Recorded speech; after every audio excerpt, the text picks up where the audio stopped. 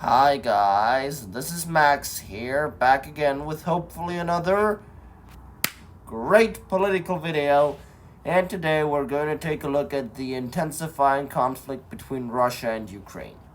Now, here at this map, you can easily see the current state of affairs. There's Russia, there's Ukraine. There is still an internationally recognized border between those two countries, and that is the one that's basically everything that's not Russia. That's Ukraine, as it is recognized by the international community. However, Crimea, the peninsula, this little this little island there at the bottom, is already owned by Russia. Russian forces have occupied the peninsula. Russian forces have annexed the peninsula. What says separatist held areas of Donetsk and Luhansk are the areas that are controlled by pro-Russian Ukrainians, people who declared a sovereign state and who are ethnic Russians in Ukraine. The two orange areas, Luhansk and Donetsk, are commonly referred to as Donbas, and that is what these separatist forces claim.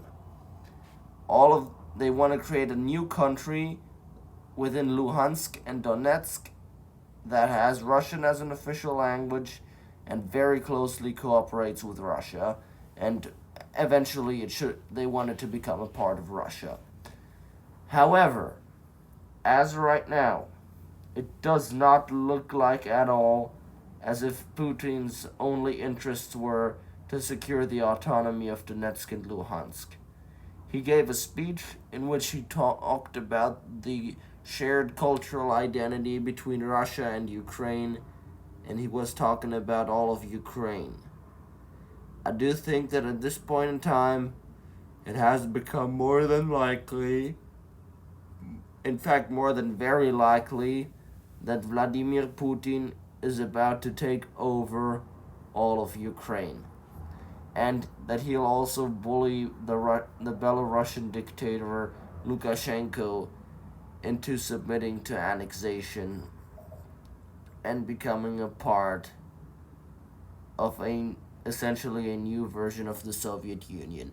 And some people might think this is an over-exaggeration, but it is at least very plausible. It is terrifyingly plausible. And the question is, should the United States intervene? That is the question at hand. And the answer is yes. Yes, we have to intervene. And we have to act quickly. Because even threatening the use of military force, or nuclear war, or just sending troops into Ukraine, maybe it will not stop Russia from doing what it is about to do, which is trying to recreate the Soviet Union, at least in its former size. But it will be enough to get your enemy to the negotiating table. And in a best case scenario, or even in a good case scenario, we'll be able to work out a deal that NATO will not expand further east,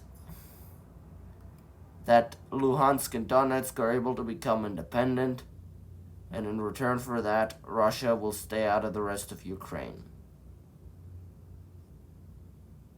And if we do that, well, we'll have stability, and we will not have Russia rise again as a major power in the world. At least not more than they already are. However, that's what I hope for. Our politicians need to do it. They need to show strength. They may not just sit down and watch how Russia rises to unforeseen heights yet again.